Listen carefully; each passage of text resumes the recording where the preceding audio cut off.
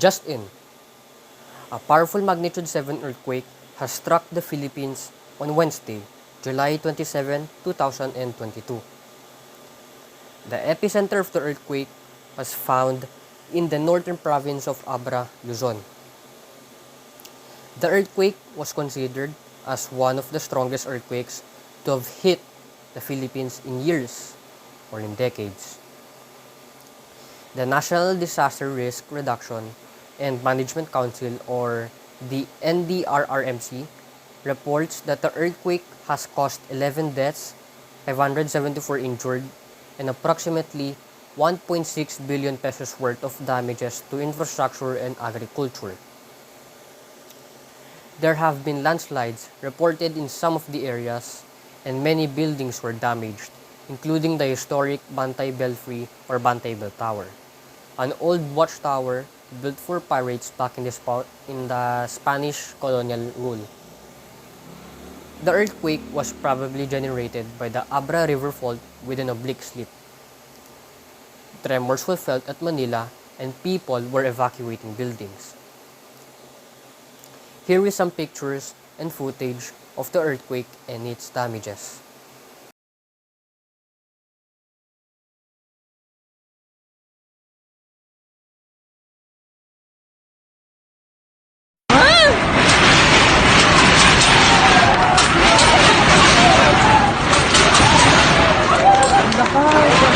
Nakasaling doon.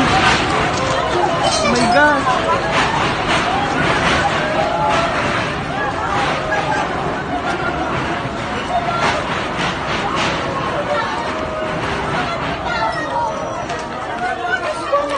Ay, lubang. Lord! Lord!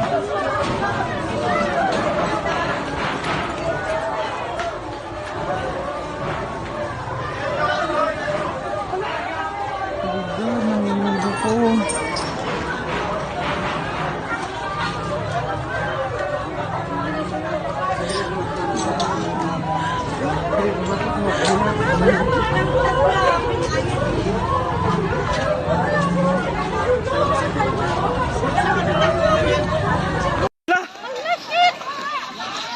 Buti hindi pa tayo makyat dun. Meron pa, meron pa. Ay, Allah, Allah. Wait, dito. Shade, shade. Oh, shade,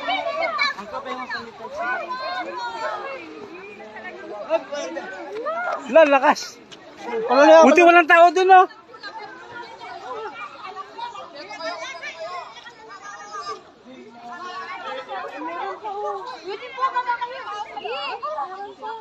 Lakas. May tao dun sa loob.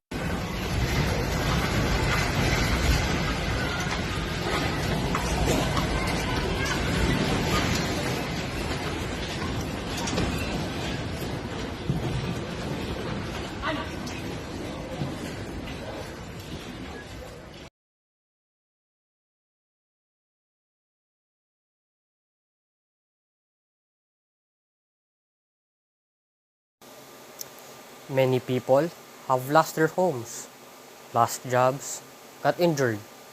This will affect a lot of people's lives, especially to those who were hit by it the most. Buildings will be needing repairs and more houses must be built again. Philippines President Ferdinand Marcos Jr. has ordered immediate dispatch of rescue and relief teams to the earthquake-affected province of Abra to provide help to those in need. Marcos will also be flying to Abra.